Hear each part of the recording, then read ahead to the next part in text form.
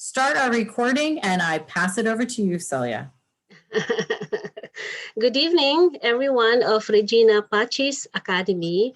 I would like to work within our time frame and have room for our exchange, so permit me to read from my notes on learning cursive, the brain, and enjoying practice with your children.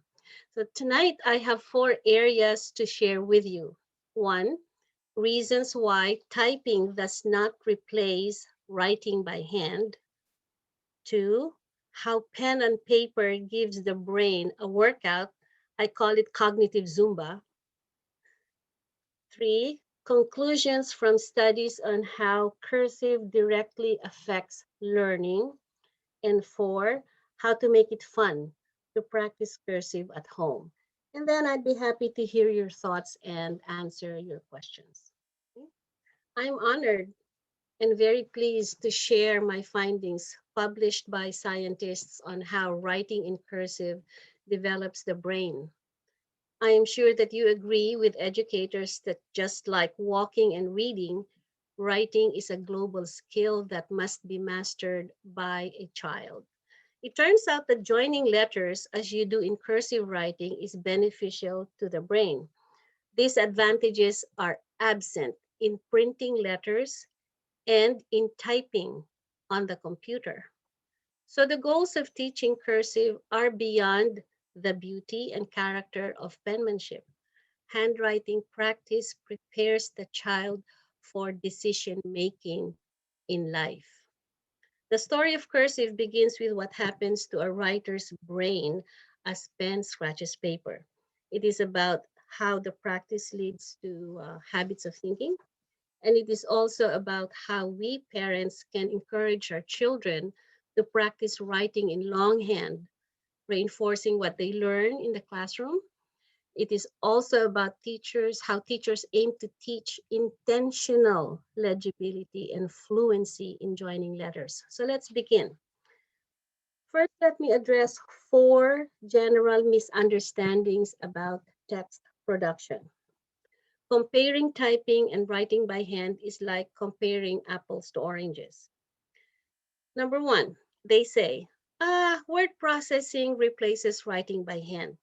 Well, it does not, because while both produce documents, only writing by hand helps brain development.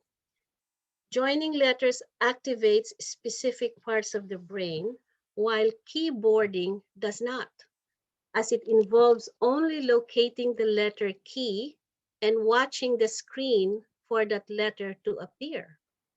In the primary grades, keyboarding should be taught only after the child is able to form letters by hand.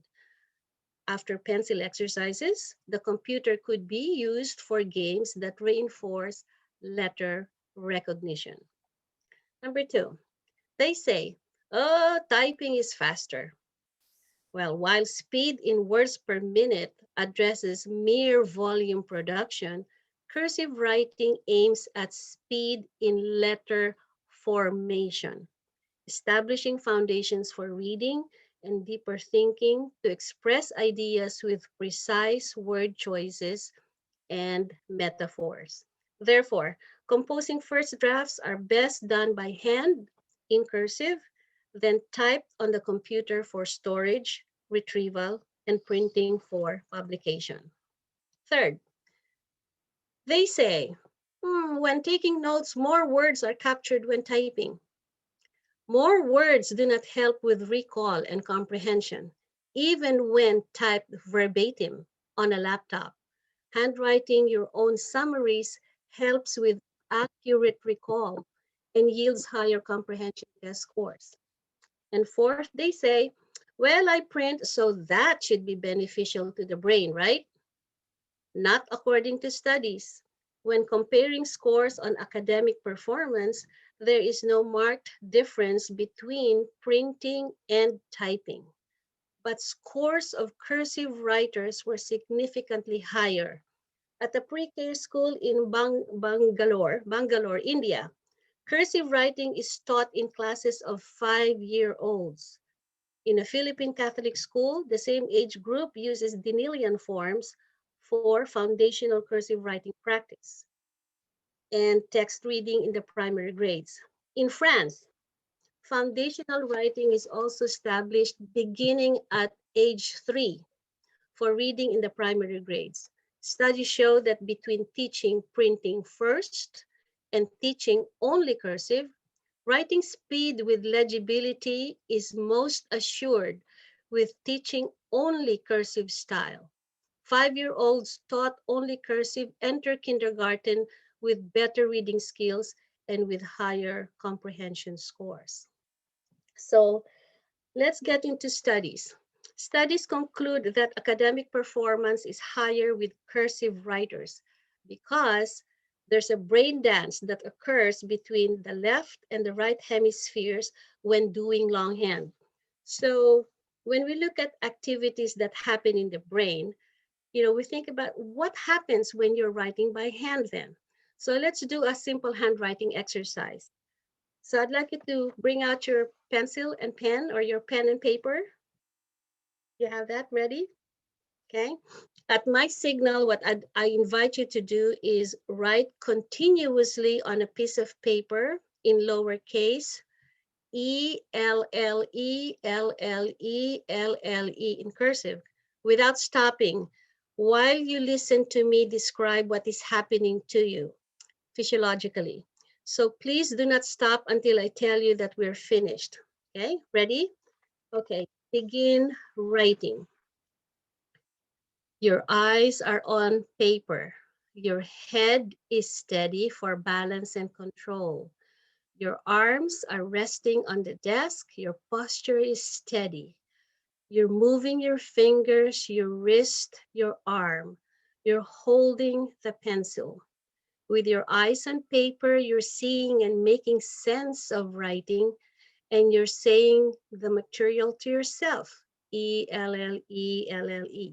You're also ignoring the feeling of the chair, your feet on the floor, the background noise, while you are listening to me.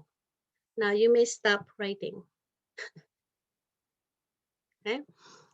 So there are physiological and neurological connections among 5 sensory motor areas. While you were doing that, when you were balancing yourself and looking at the grace of your movement, that's called vestibular sensory motor activity. When your body was looking at its relation to the space, that's proprioceptive. Of course, touch is tactile, sight is visual, and hearing is auditory. So those 5 sensory motor areas were activated just by connecting those 2 letters, ELLELLE. Right?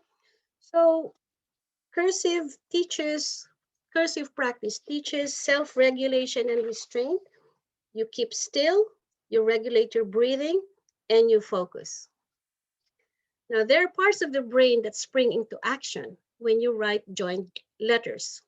Let's resume writing ELLELLE while I tell you about them. Okay, so resume writing ELLELLE. Okay.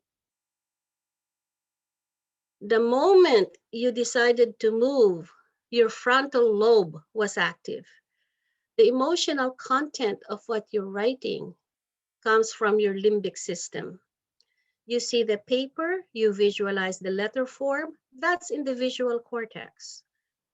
The way you convert the perception of letters to comprehension of words, that's in the left angular gyrus of the parietal lobe. You probably are saying words to yourself and you understand. ELLE. The motor area called the Broca's area and the sensory area called the Wernicke's area process and comprehend those words. Your left and right side of the brain combine processes so the whole picture makes sense. That's the corpus callosum. And your arm, your hand, your fingers coordinate the movement to control the writing. The part of that brain is the parietal lobe, coordinating all signals with the motor cortex. Right? So that's at least 7. You may stop writing. So 5 sensory areas, and then activities in specific parts of the brain, right? So one interesting evidence is that the brain writes with the hand. The evidence is in how one's handwriting changes with illness. Have you ever been ill and you saw or taken care of someone who's ill and the handwriting is a little different? Um, so that when connections in the brain are disabled, one's signature changes. For example, when James Brady's M and B changed with in his signature after he was shot during the attempted assassination of Ronald Reagan. What an MRI may not show of a patient suffering from a stroke may be seen in changes in handwriting, which can serve as an additional tool for diagnosing a patient. So you can take a look at significant changes in handwriting and suspect that something might be happening in the brain. Okay? Here are conclusions on cursive practice: brain development, reading readiness, and academic performance. Joining letters, I have 6. Joining letters teach the brain habits of thought. Learning cursive letter forms make children better readers without the visual problems of mistaking a letter for another. Note-taking methods done by hand and in cursive makes it easier to remember context of information heard and not just recall of facts. Writing down thoughts help cope with unsettling situations, trauma, and illness. Writing in cursive yields better scores in reading, writing, and comprehension than either printing or typing on a computer. And here's a sidebar for us. Reading paper books incites brain activity that reading ebooks do not. When reading ebooks, the brain does not see the topical landscape detected in an open paper book. This landscape that is absent in ebooks allows the mind to tell you, the reader, where you are in your reading in relation to the beginning, the middle, and the end. Even with improved screen light, up and down screen scrolling, and simulated page turns, reading ebooks produce eye strain that is not prevalent in reading paper books. Ebooks are not a substitute for paper books. So, young children must hold paper books with both hands and flip the physical page with fingers to get the brain going. Okay? Here are some specifics that support those conclusions. I have 6 for you. 1, on beginning reading, young children. Reading begins with knowing what a letter looks like and what it sounds like. Experiments with orthographic learning show that the brain remembers better when a letter shape is drawn by hand and when this motion is accompanied by the letter sound. Merely watching a letter appear on the screen as the letter key is pressed does not incite brain activity the way that writing by hand in cursive recruits activities in many parts of the brain. Also, when reciting the spelling without writing, reproduction of the letter forms is more accurate when letters are drawn by hand. So cursive writers score higher in reading and spelling and syntax. Because joined letters are drawn continuously in one direction, writing in cursive eliminates reading problems that occur in print forms. The problem of reversal is when lowercase b is confused with lowercase d. The problem of inversion is when lowercase m is drawn with lowercase w. Another reading problem is with eye movement going from right to left instead of left to right, so that the word top, T-O-P, is read pot, P-O-T. Cursive practice trains the eye to move from left to right. Using cursive exercises, special education teachers also report improvement in self-regulation in the child as handwriting is improved. Number 2, comprehension. of what is read is not just recalling information, but understanding the context of the information. With note-taking methods done in cursive, studies show a marked increase in comprehension scores. For example, one group of students attending a presentation were divided into two. One half typed everything verbatim on a laptop. The other half took notes and summarized by hand. Guess which one had the higher score? Handwriters achieved higher than median test scores. There are applications of note-taking and reflective writing in all subjects, including STEM. For example, summaries of stories, and math teachers have done this with me, writing reflections on science experiments and mathematical formulas. Third, point 3, writing in cursive trains the brain on fluid intelligence. This means being able to process and handle situations. Working within prescribed lines, spaces, and margins establishes thinking patterns that shape the foundation for the following: noting details, predicting outcomes, recognizing boundaries, persistence, self-control. Consistent practice opens up neurological pathways for creative and critical thinking. Studies conclude that writing by hand trains the working memory to tune out distractions and to focus. In the brain, the amygdala processes emotional associations, and the prefrontal cortex controls reasoning. So, in stressful situations, the steady rhythm of connecting letters, called kinetic melody, calms down the amygdala and restores regulation functions in the prefrontal cortex needed in rational introspection and self-control. Point 4, writing thoughts by hand in cursive is a form of metacognition, which means thinking about your thoughts. Metacognition activates brain parts. In fact, thinking about metaphors is a form of metacognition which activate brain parts. There is deeper thinking of word choices and writing with malleable vocabulary. When interpreting metaphors, part of the left and the right hemispheres are activated.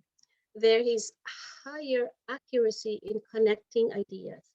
Writing compositions are improved with language skills and fluidity in letter formation.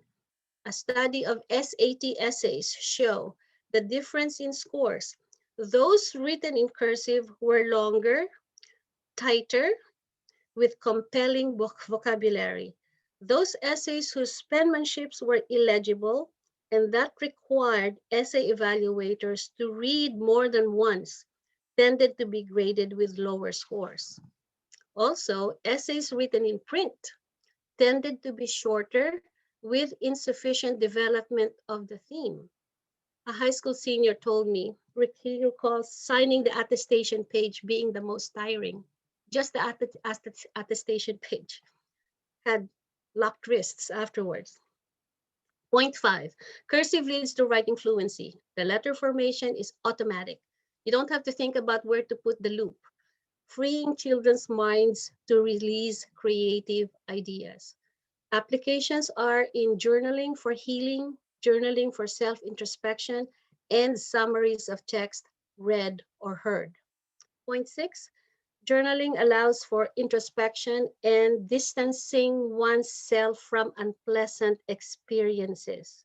When done in cursive, the act of writing reorganizes cognitive patterns that facilitates healing. In trauma interventions for children, the steady rhythm of music deactivates the center for emotions, which is the limbic system, and opens the prefrontal cortex so that the context of trauma could be discussed calmly.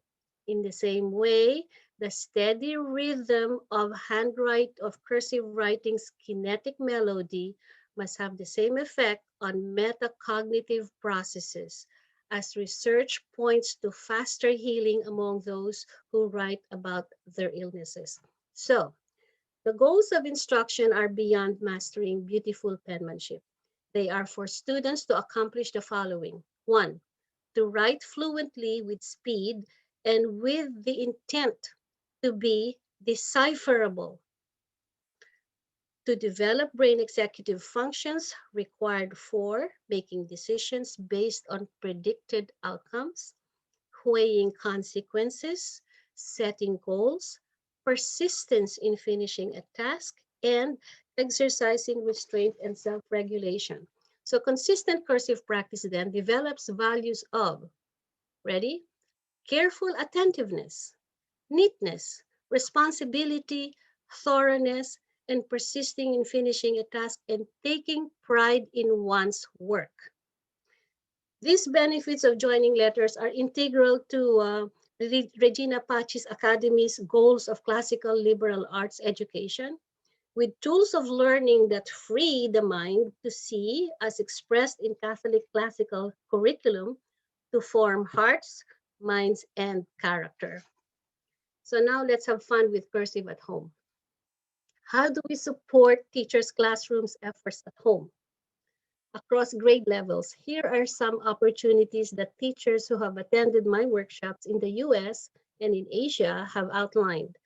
I have 14 ideas. 1, listening for note-taking and motor skills exercise. Have them doodle while listening to a story. Doodling is a very good way of activating those brain parts.